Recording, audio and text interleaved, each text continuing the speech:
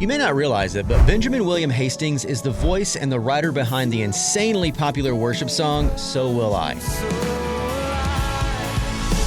We're diving deeper into the inspiration behind that song, as well as his new song as a solo artist. That's the thing about praise.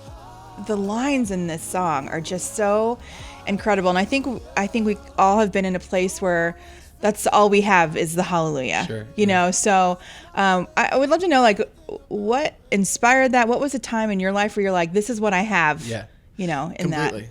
that? Okay, so that song for me was kind of the, it was the song I was looking for on my album. So I've got this, it's a long album, it's like 25 songs. Mm-hmm. Wow. And but that one was like, I know I need a song that almost summarizes this whole record, but does it through a lens of hope. Because there's parts of the record where I really do dive into, I kind of don't shy away from saying things. The way I've described it is like, it's probably a little too honest. Like it's like a bit of an overshared in places. But I kind of just go in and express, these are all the things I'm feeling. And I was really wrestling with God. I was having a lot of doubts in my faith and having a little bit of a faith crisis, you could say. And so much of the album unpacks that. And in the middle of it, I was writing these songs, trying to flesh that out. And I wanted to convey to people, hey, this is how I'm feeling. So I'm sure other people kind of go through this as well. And if I'm honest about it, then hopefully, people will feel a little less crazy when they go through that stuff themselves. But I wanted to do it through a lens of hope. I didn't want to become one of those cynical people who just complains about everything, and you know what I mean. I wanted to. So I knew I needed a song like this that kind of, to me, speaks to, I guess, what some of my conclusion was. It's like, life isn't always easy. Actually, a lot of the times it's hard. There's that line in it, like, most days faith is climbing up a mountain that stayed. But we do have this great hope, and we have this gift of being able to use worship in order to kind of refocus ourselves and our attention onto God and who He is. And I think it's one of the amazing. Sorry, I'm rambling now, but I think that's one of the coolest things about worship is where, of all the things God's done for us, and of all the ways that He is like just incredibly kind, you'd think worship would kind of be the one thing that should just be actually all about Him. Like it's like that's the thing where it's like meant to just be us offering something to Him, and even in that, He kind of finds a way to flip that a little bit, and and it ends up benefiting us, and I think that's really cool. So that was kind of a little bit of where it came from. It was trying to wrap the album up a little bit. Was there a specific season in your life where like you literally may have just like thrown your hands up and like, God, all I got is praise. Completely. All I can do is this because it's literally out of my control. Yeah. Absolutely. There was when I was kind of right in the middle of that, and I was not feeling good. I was pretty depressed, and I didn't really know that at the time, but I definitely was. And I was wrestling with the hardest part for me actually was the wrestling with this stuff while I'm actively doing my job. So I'd be out like touring with United in like South America, and you've got these people there that are so passionate and so like just on fire, and I'm having all this like I'm feeling sad, and I'm like having all these wrestling doubts, and it was the tension of that felt horrible, because I was like, I don't want to be like, I'm not trying to fraud you here, like I'm not trying to trick you, like I hope, does that make sense? Like I almost felt like I was being insincere because you had doubts. Because I had doubts. But I wasn't. I can look back in that now and say, no, I was just trying to find God. I was just pursuing Him, actually probably as hard as I ever have, because I had these doubts and I had these things. So I was like, God, like come on, like where are you? Like, where are you in this? How do I get through this? So it actually was a really active pursuit. But at the time when you're feeling like that, it feels like the opposite. It feels like I guess there's some sense of guilt or shame that comes with that. And I remember I was at a conference, and they were doing the worship set, and I kind of just stood there. I was just like, stood there and kind of a bit unresponsive. And then until the song Waymaker came on, and I think, if I'm being completely honest, that song hadn't really like, this is a bad way to say it, but I'll just be honest, it hadn't really done it for me. I was like, I don't know if I really Everybody vibe has this. a song. Yeah, absolutely. Yeah. But then there was something about, I guess, just the simplicity of that declaration. And it's so catchy. And but what it was saying in that very moment, I couldn't help but kind of be like, okay, there's not a lot of things I can sing right now or feel like I want to, but I was like, but this I can. Like this, I'm like choosing to believe in this moment. And I remember just sitting there crying and just like worshiping to it. So I'm really grateful for that song in retrospect. And I appreciate it. Yeah. Add that to the set. It reminds me, I was from a book. I love Jane Austen books, and one of her books, she was talking about how one of the characters, her sister, was about to die, and she said, but it was too late. Hope had already entered the room. Wow. And that just reminded me of that. Like, yes, you were in a moment, you have the season of feeling despair and sadness, but hope had already entered.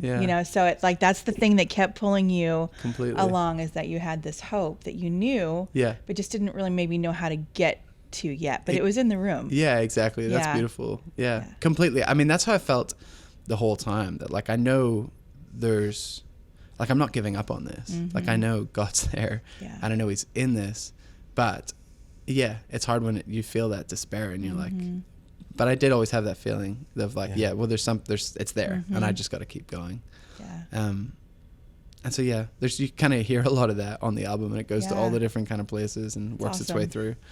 But I think people need vulnerability. They want to hear vulnerability and authenticity. And I think, sadly, a lot of people have walked away from the church because they have not felt they've experienced that. And so music has a way, and I think we all can agree, of getting into those dark places that nothing else can get into next to the Word of God. Yeah. And I love that you're honest, that God is using your honesty to reach people probably exactly where they are in a lot of cases. I hope so. Yeah.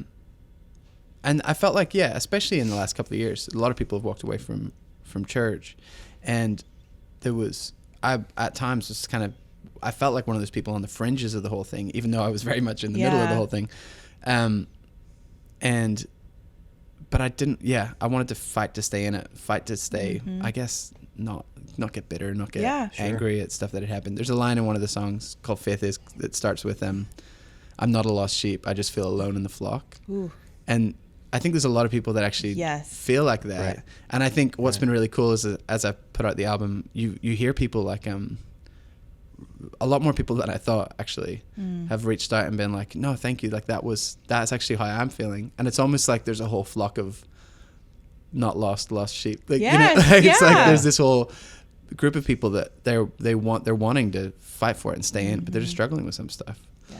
And so it's cool to kind of get to be a part of that, I guess.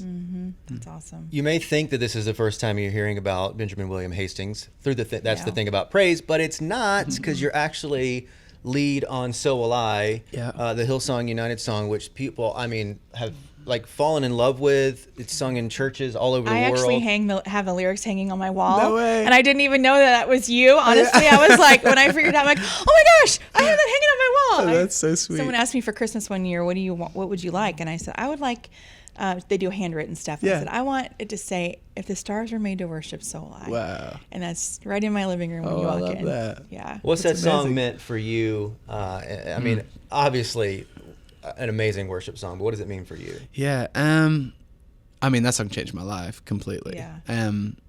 It was kind of crazy. I honestly never thought, I always loved the song, like with everything actually. Like I've always really, really loved it and been really proud of it. But I genuinely didn't think, I thought it was going to be like a deep cut, like a song for songwriters or something. Like I was like, there's too many words. It's like, it's not the formulaic song that you hear on the radio. It's 4 pages on a Sunday morning laid out, the lyric completely. sheets, And even that blew my mind, because it ended up doing like really well at radio, which is kind of just crazy. Like that blew my mind. The fact that it could it was just so cool. The fact that anyone sang it. I remember I was teaching songwriting at the time at a college, and our worship pastor back in Sydney was like, hey, we're going to do So Will I this Sunday. It had just come out. And I was like, what, you mean as like a communion item or something? Like, you're going to they're like, no, we're going to sing it in worship. I was like, don't do that. I was like, I was like, no, I was like, it's not gonna work. Like the song's not for that. I was like, just do it as like a thing. She's like, no, we're doing it. And I was like, I remember saying, I said, if this song works, if people sing it, I'm gonna quit teaching songwriting. And she sent me a video. Oh my She sent me a video and was like, I guess you're quitting. I was like, I guess I am. There's like, something so, like, I love the visualness of the song. You know, when you just from the very beginning of it, I just think of God just breathing. And then with each verse, more is coming into existence. Yeah.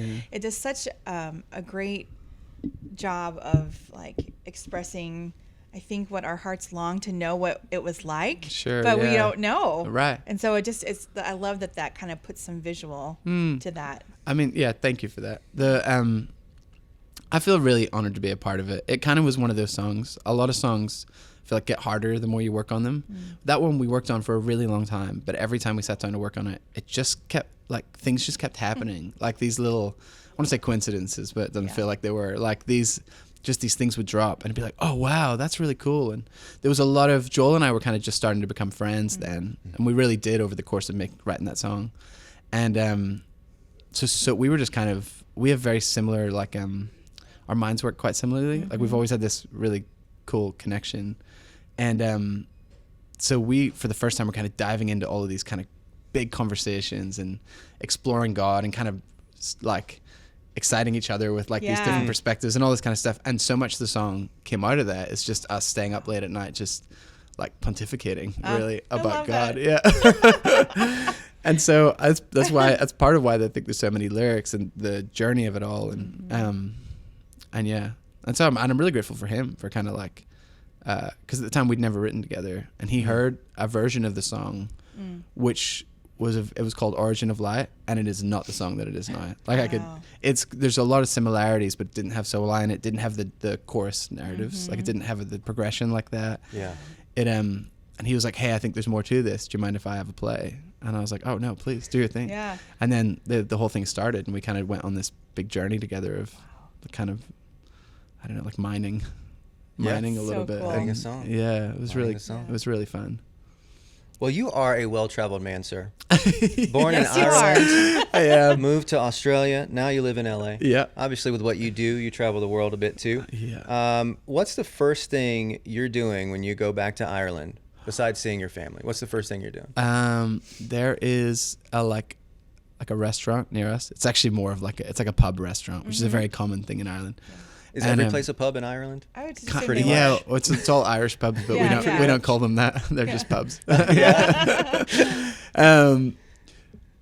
And it's probably about a 10-minute drive from our house. It's in the middle of nowhere. It's like got a thatched roof, and it's just my favorite place. Like I love it. The food is so homey and hearty, and just I've been going there since I was like 5. And that's great. Yeah. If I said to my mom, I was like, you have to tell me if ever it's going out of business, I'm gonna find a way. Like I was like, you need to tell me because I want to find a way to keep this place alive. You get home, you call your friends, like, what's the crack? Let's go. Yeah, completely. What's the crack? I see it. I knew it would come in handy one day. Right. Yeah. Come on. I knew it would come in handy one day. That means what's up. Yeah. It does. And you spell it CRAIC. Yes. See? We're not talking about drugs here. No. Picked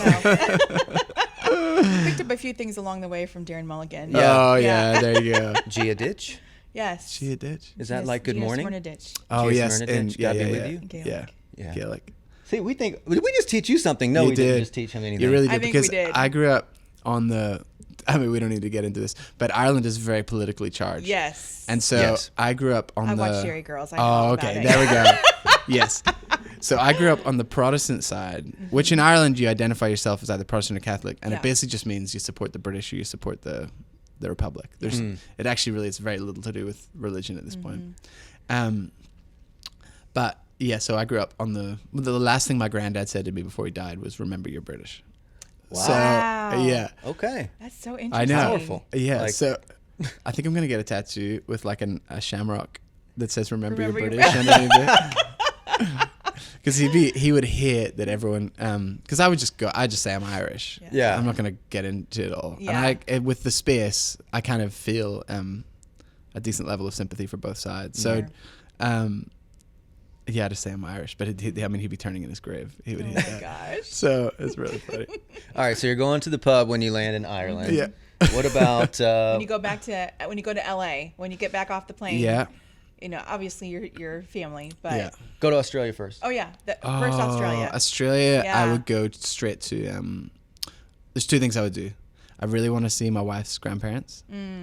I should say my brother's there still, but he won't be there for very long. So if my brother was still there, I'd go see him. So is your wife from Australia? My wife's from Australia. Okay. My kids are Australian. Aww. Yeah.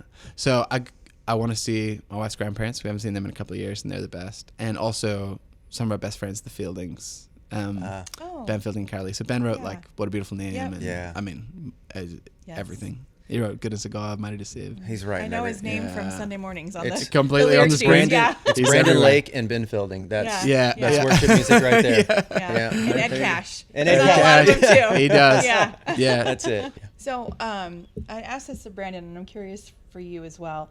You know, when as a worship leader, is there something refreshing to you about being able to be in the congregation and just soak it in, or do you find your mind like kind of going all over the place? Or both. Yeah. Like I really do love it. But then I'm always like fighting myself from like picking up my voice notes and just like recording whatever it is I'm singing. Yes. We both play it like in church. I'm a drummer. She's a singer, and awesome. Sometimes you're like, you're not playing that part right. What are you doing? Completely. Yeah, right. It's right. natural. There's nothing wrong with it. It's just like, oh, that's not what I know. Yeah, or that could be completely. Yes. And looking at the whole. Yeah, if I try not to put on that part of my because that's there. Because and what I it's did about. And I did creative producing for a while and that kind of stuff. So I know if I let myself do that, it's like I start noticing stuff. And you're already hearing something completely different. Exactly. So I try to just take it in. Yeah. And I think I have a new, especially over the last few years, I have a new respect for when things are like, especially if I go to a church and it's not like, a mega production. Kind of have a newfound appreciation for just, even if it sounds really bad, it's like, I almost prefer that now. It's like, it's like, I love the honesty and I love the fact that it's just people showing up. When they don't have to. Just giving their gifts, doing their thing. And I think that to me sounds, I think, more beautiful than like a really great production. There's something really special about that. For me, and I think I can speak for Justin here too, like our local church is so important to us. And that is my family, that's my community.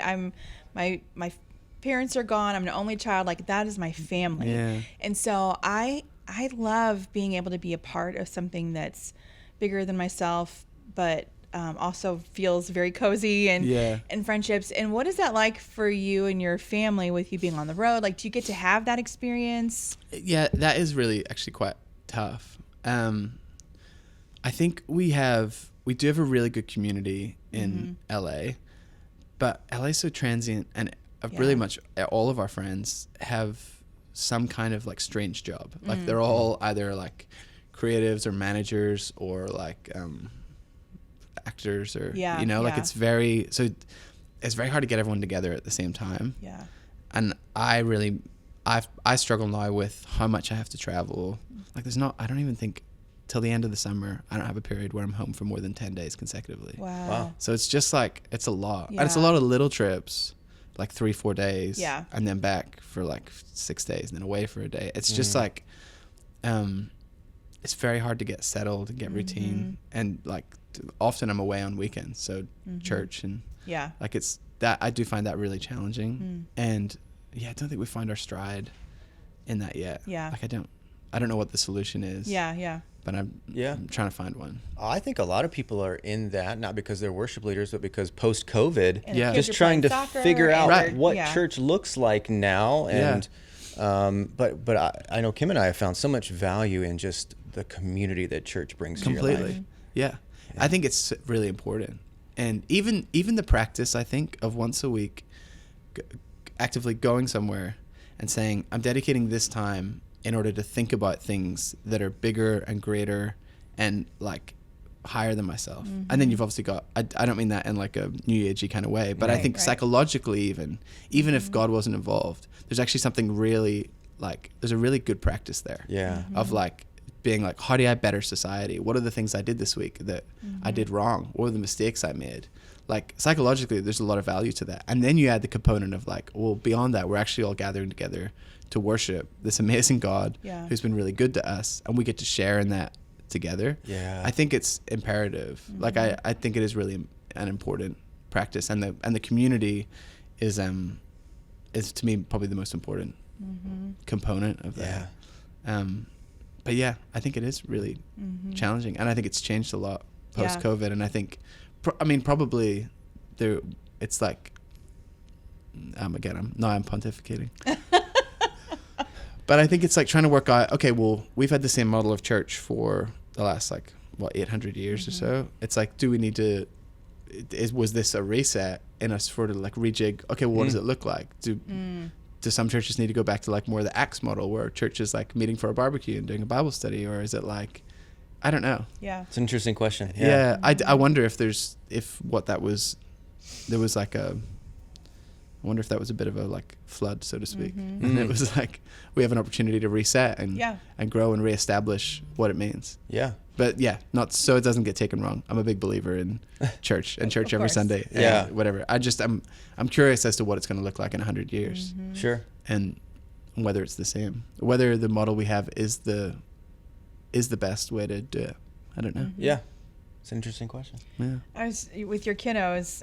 My best friend has a 4, 5, and 6-year-old. Yeah. So with you having a little, I mean, is it all about like Bluey or? Oh yeah. What is the thing? A lot of Bluey on. A lot of Bluey. I love Bluey. I've heard that from so many adults. They're like, it's the best thing ever. It's so funny. It's insane. I cry like every episode. Oh. It's honestly like unbelievable. You guys should watch it. When my kids go to bed, it'll still be playing, and I'm like, I've been watching this for like 20 minutes.